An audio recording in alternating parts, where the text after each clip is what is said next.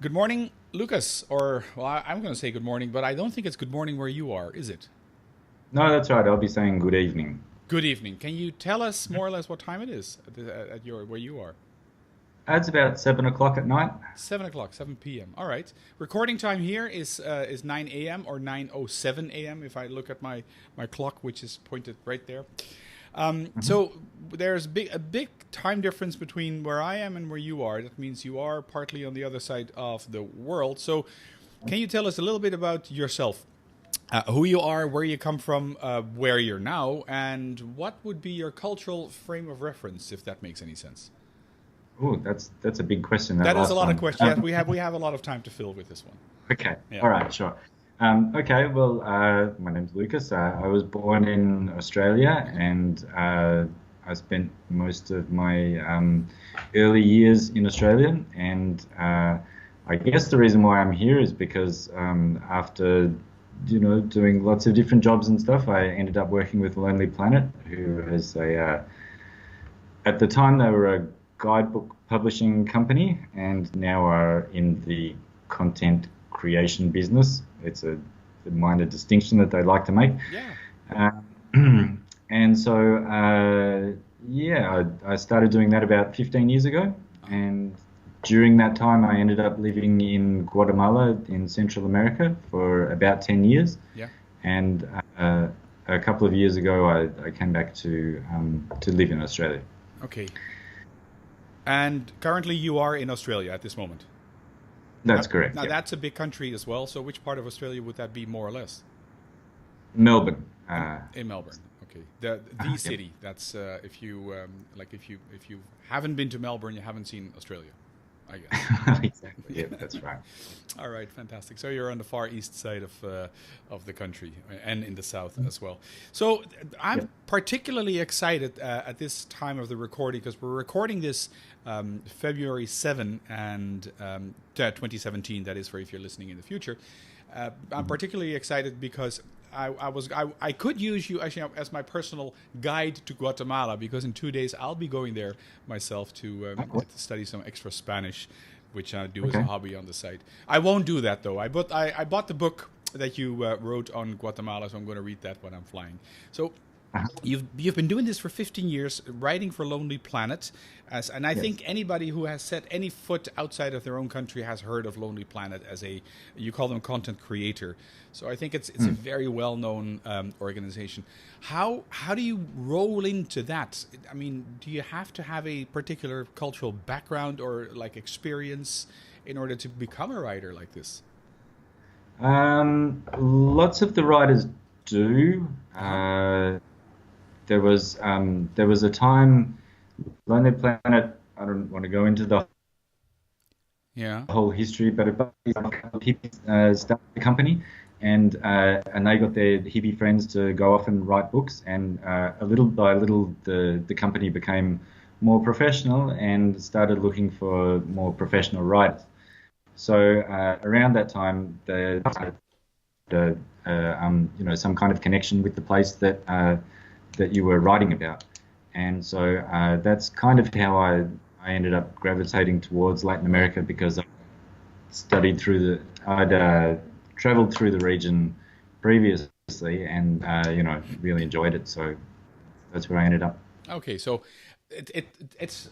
I don't think anybody really, by choice, ends up in the profession that they are. You sort of end up there. You roll in there. You find yourself holding a pen or a typewriter or a computer, and then you find actually I'm writing. I am a writer. That's not what I chose for, per se. When I was a little boy, because everybody wants to be an astronaut and a pilot and stuff, and then you end up being a pilot, a writer there. What's Yeah. the particular interest in South America? Because Asia would be possibly being Australian the obvious first stop to go to, or is that a stereotype that I'm putting on you there? My question is why South America or Central America and not Asia? Ah, yeah. Well, that's the question that my mum had as well because Asia is a lot closer to Australia, and I don't I don't know really. I mean, I've traveled through Asia and I liked it, Yeah. um, but it just it just never really connected with me in the same way that Latin America did. I really enjoy almost every part of Latin American life, Uh-huh. and while the countries in themselves are all quite different, the sort of Latino culture is something that yeah just struck a note with me, much more so than the Asian culture, which I Yeah, still like, just not as much. yeah, I can very much relate to that. It's I've traveled some through South America and Asia as well, and it's just every time I put on a Latin song, it's like a party in a box. It's a party in 4 minutes or something like that. It starts out really slow, and then there's it becomes a party. So that's what I think, at least. The rest of the household can't stand my Latino playlist on Spotify anymore, but it's a good thing I got headphones there as well. Talk about culture and you Yeah. being Australian. So you travel through the continent. How would you compare, or what would you indicate as being differences between Australian culture, the culture that you grew up in, and well, South American culture or Latino culture, if you could summarize that whole chunk of continent together? I guess the thing that really attracted me to Latin America was a lot of the points of difference that there were. There were definitely similarities. Because basically humans are all the same. Mm-hmm. But the way that the culture is organized and the way that people interact Uh-huh. um, is is vastly different to Australia, and I guess Australia in a lot of ways is kind of like a European country. Like we share a lot of background like that, and we also share a lot of similar sort of characteristics. In that we're a very sort of we're a kind of an orderly society. We like to Yeah, regulate things. true. You know, Yes. and and that was something that I found very exciting in Latin America, was that there wasn't a lot of regulation, and while there was an order, it's not an order that is immediately obvious. Yeah. You have to kind of learn the way that things work. Yeah. It's an So organized chaos in a way. it I is, mean, yeah, putting yeah. it mild, putting it with all respect, of course. So, Yeah, oh, absolutely. so you've traveled through the area of South America as well, being Australian. Because and I think the good thing, not the good thing. There's not really a good or bad thing, but if you're not indigenous to the country, to the culture, you will see a culture through different eyes. You see it not per se objectively, but you see the oddities, the strange things, the things that are really different from your own background, etc. Um, I think many Europeans, at least that's my experience, and possibly maybe Australians as well, have no idea how enormous, how vast that continent is. I Mm. mean, you can fly for 3 hours in one stretch over the Amazon rainforest, and the only thing you see below is like green, green, green, green, green. Mhm. So, could you indicate some of the differences within South America and Central America? Um, Whoa. Or Uh, stuff maybe that you liked more. You like this there more. Or there more. It's um, I find if I can scale the question down a little bit and just talk about Guatemala, yeah. I thought that the really interesting thing about that place was the diversity, and that is all really it's all really quite rooted in geography, Mm-hmm. where you have people who live in the mountains Mm-hmm. completely different to the people who live down on the coast, Yeah. and the people who live in the cities are completely different again to the ones who live in the small villages. Mm-hmm.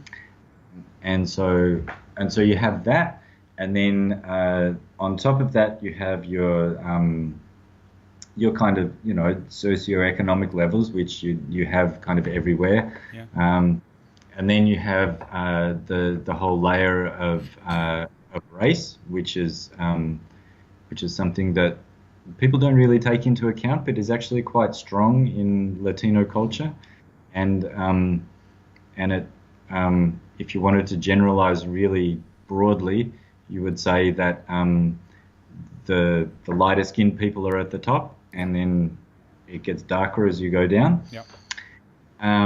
And then on That's top also of economical prosperity, right? I mean, that's linked to that, oh, and the status that people have in their country. Yeah. yeah, and mixed in with that is the problem of a really, social mobility is it's basically non-existent. Yeah. If you're born poor, then you'll die poor, Yeah. and if you're born rich, then you've got no problems. Yeah. And then another layer on top of that is the whole the question of indigenous Guatemalans are not one group. Right. There's 27 groups. Yeah. And all of those people have a history of dealing with each other that goes back before the Spanish arrived. So Yeah. so some of their fights have been going on for hundreds of years, and so and all of that history is not forgotten. Yeah. It's all very much alive. Yeah, that goes from generation to generation to generation. My question was, within those 27 groups in Guatemala, would you consider that if you're part of one group, you cannot be part of the other group? So it's like circles that don't necessarily overlap, or is it not that strong? No, it's not that strong. It can get that strong, but there's definitely mixing going on still. And I mean, like in a small village, it's possible that village will not be just from one group. There will be groups living side by side, and to the untrained eye, it looks like they're all the same people. It looks all the same, yes. Mm-hmm. Yeah, but as Mayan culture, because most of those groups are Mayans, and Mayan culture is slowly dissolving.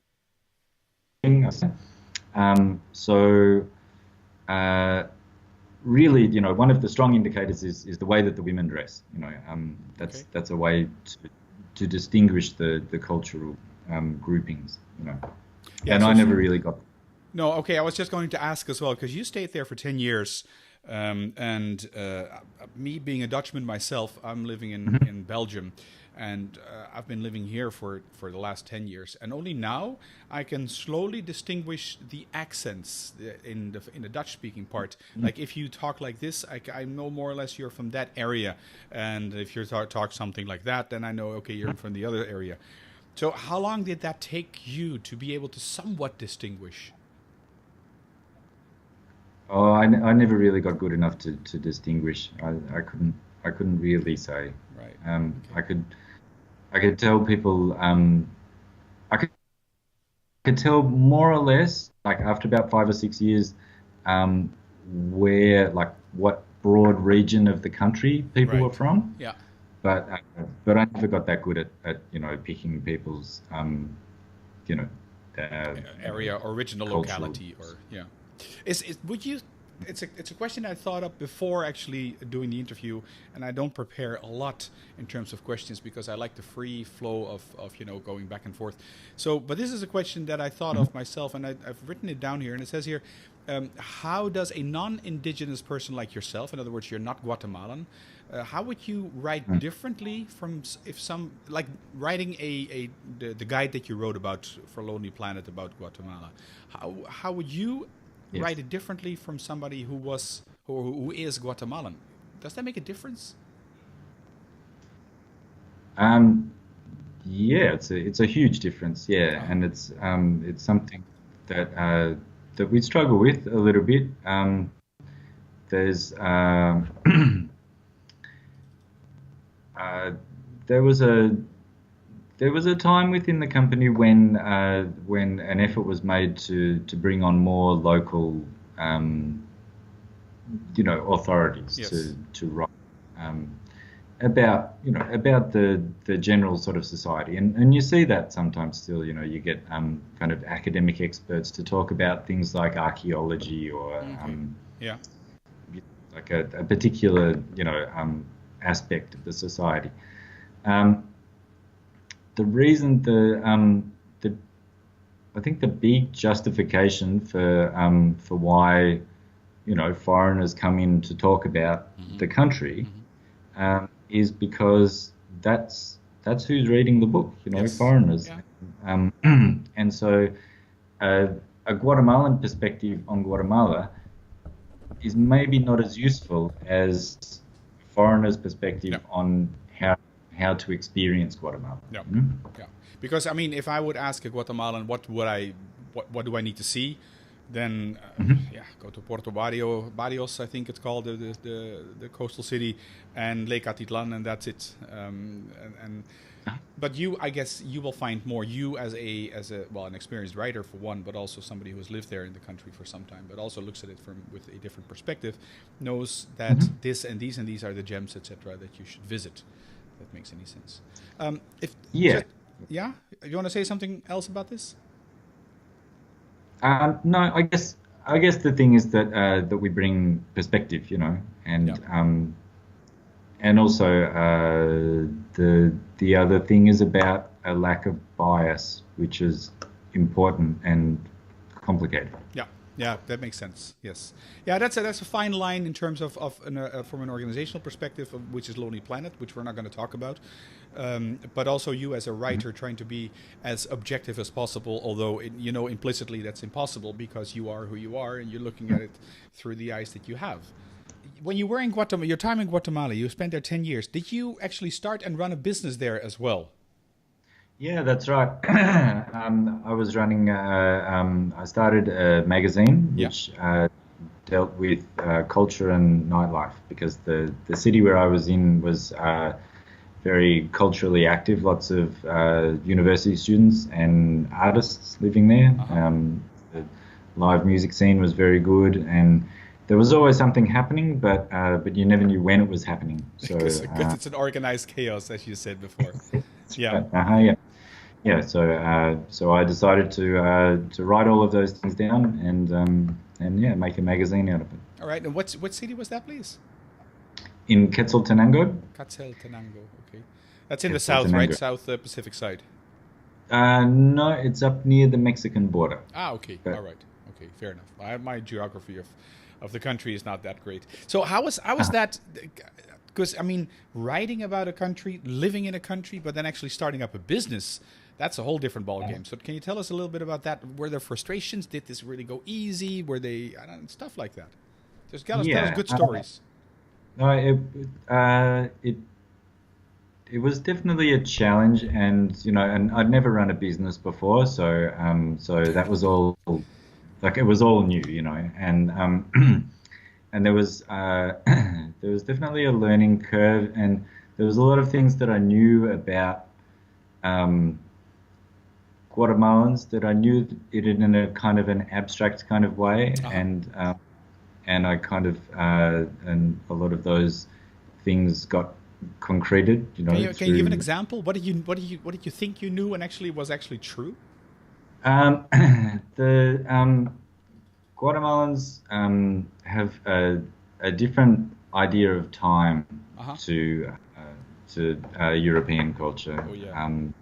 They time is very sort of flexible to them, and there's not a great sense of urgency, and so somebody can tell you that something will definitely happen today when you will both know that it's not going to happen today and may happen tomorrow or could happen next week. How do you deal with that? Don't you just, I mean, is there a point in time or, that you say, okay, now I'm okay with this? Or I mean, typically if you run a magazine, there must be something like deadlines and stuff because you go into publication and distribution and all the works. Is there a moment in time where you thought, okay, now I'm cool, now I'm good with this? Or is it like,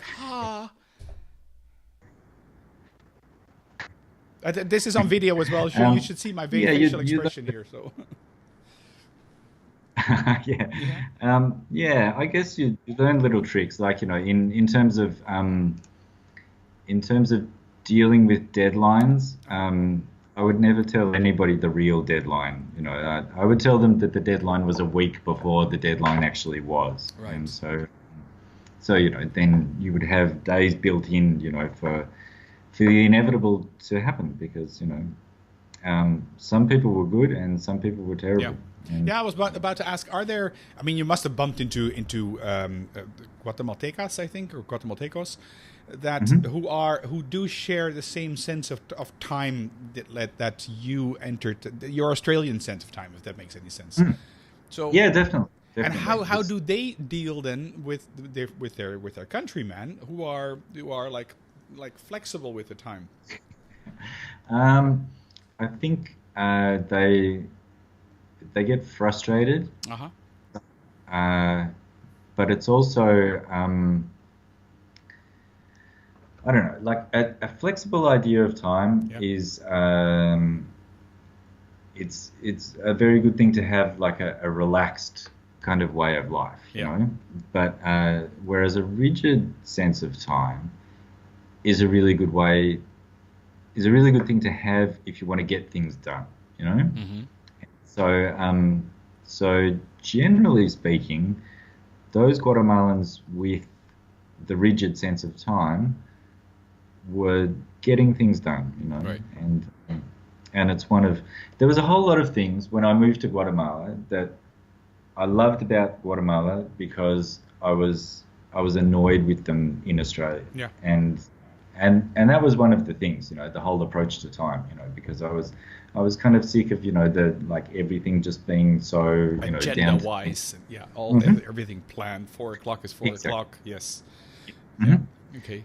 Um, and so, and yeah, the funny thing is that, after 10 years, a lot of those things that I'd initially loved, I was actually hating, and it was time to get out because, and this is a warning to all the expats out there. Once you start to hate the place where you live, Yeah. just leave. Yeah. Just go. Don't be one of those ones that sits around complaining about it, Yeah. because they just ruin it for everybody. Right. Yeah. It's. I mean, I was going. I would have liked to ask. I'm going to ask now, anyways, because it's maybe more of a personal question.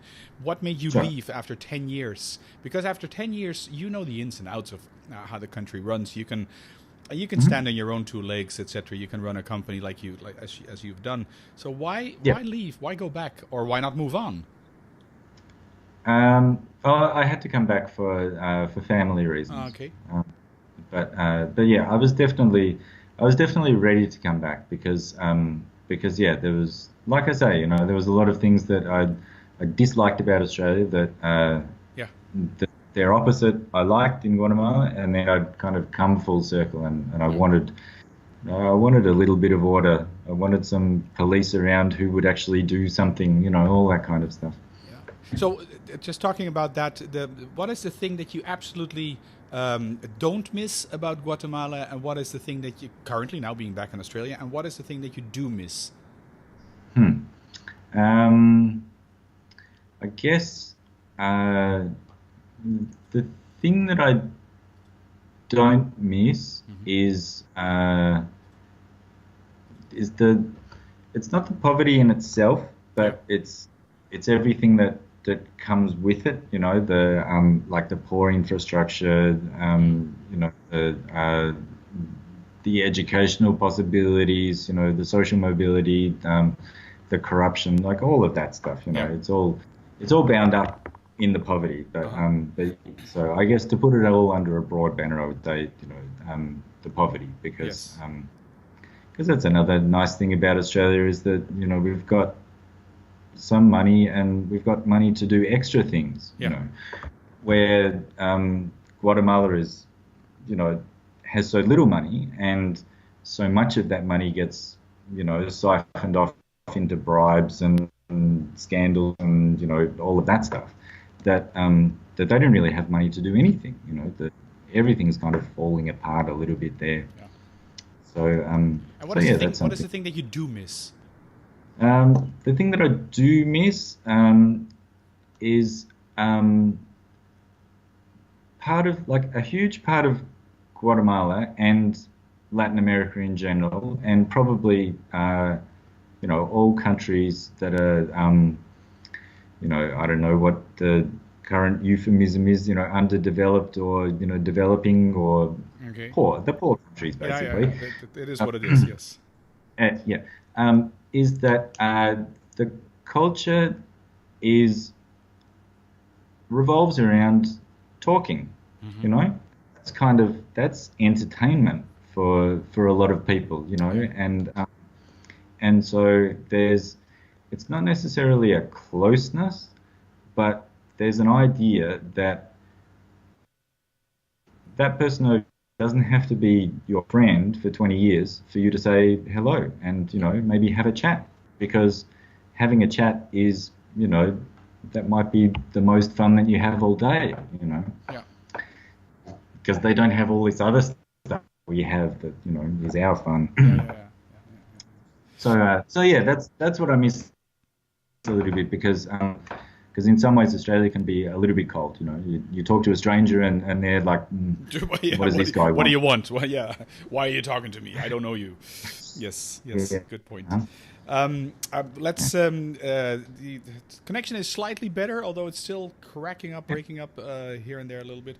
So, and I'm looking at the time as well, the total recording. I think we're edging close to like 30 minutes or something. Looking at the clock as well. So I'd like to move towards the end, the two final questions. No, actually three final questions, because one specifically for you is I'll give you some time to think about this. So that'll be the final question. Can you give us 3 tips to become more culturally competent? So think about that. I'll give you some time to think about that. And in the meantime, what is the one thing that I should not miss as a tourist going to Guatemala? So 3 things. I don't know if this is going to end up being 3 things or if it's all the same thing, but I'll try on that one. I think to be more culturally competent, well, I'm going to kind of answer it in a negative way. So what not to do. Right. The big mistake that I see people making is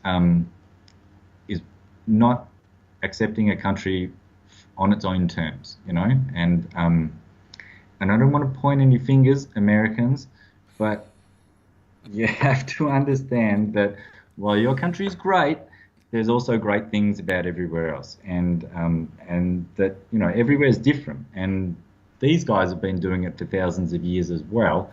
So, you know, you've got to open yourself up a little bit. You know? Okay.